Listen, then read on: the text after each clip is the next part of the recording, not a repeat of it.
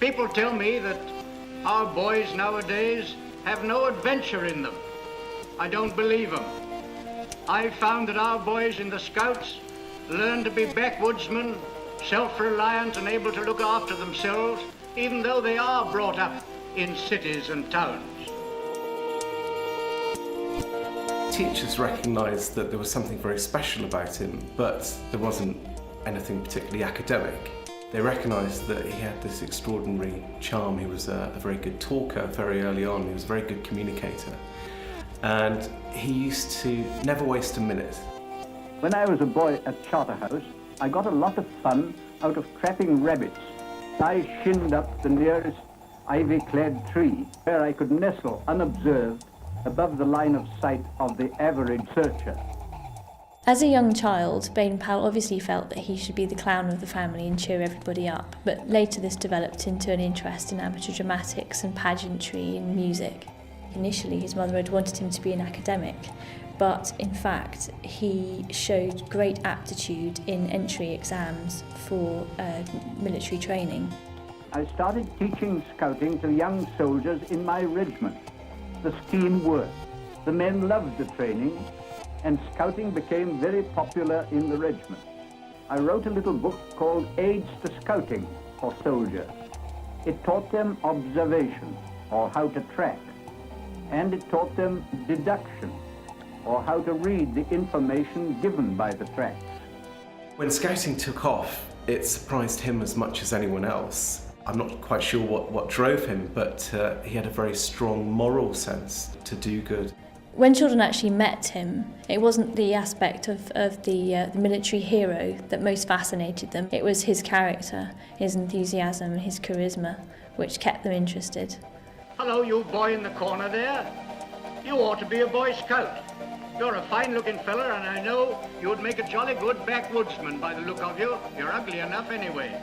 He said once that good humour is as catching as the measles. So, you know, he was one of these early pioneers of the soundbite.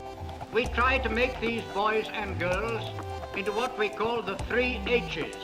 That is, happy, healthy, helpful citizens. He said it was much better to be kind than to be clever, much better to be helpful than to be ambitious. We help the schools.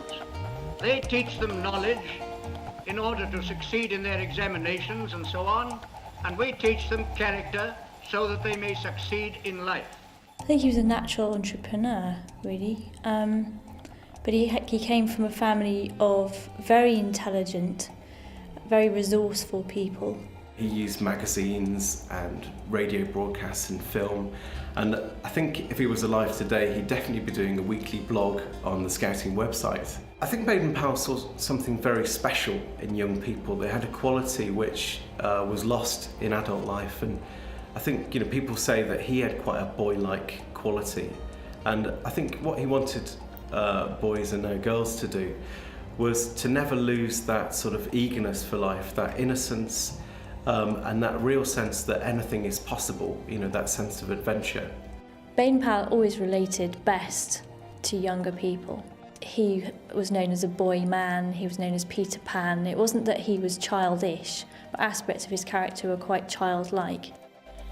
Although you are only a boy, you can, through your training as a scout, do a man's work and show a man's pluck when the call comes. He was such a huge personality, such a cheerful person, such a driver, and such an energetic and likeable person. You get pleasure by amusing yourself, by going to the cinema, or playing football, or eating a good dinner. Well, that's all pleasure. But that feeling of pleasure comes to an end when you've finished your game or your dinner. Happiness is another thing. It is a joy which lasts with you always, and it comes largely from doing good turns which help other people. His legacy, I think, is twofold. Baden-Powell will be remembered as a Victorian war hero, as the defender of Mafeking. But I think his legacy as the founder of Scouting is really in another league. He enabled now 28 million young people and adults to take part in Scouting throughout the world.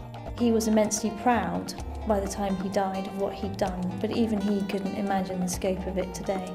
It's probably the greatest export Britain had of the 20th century.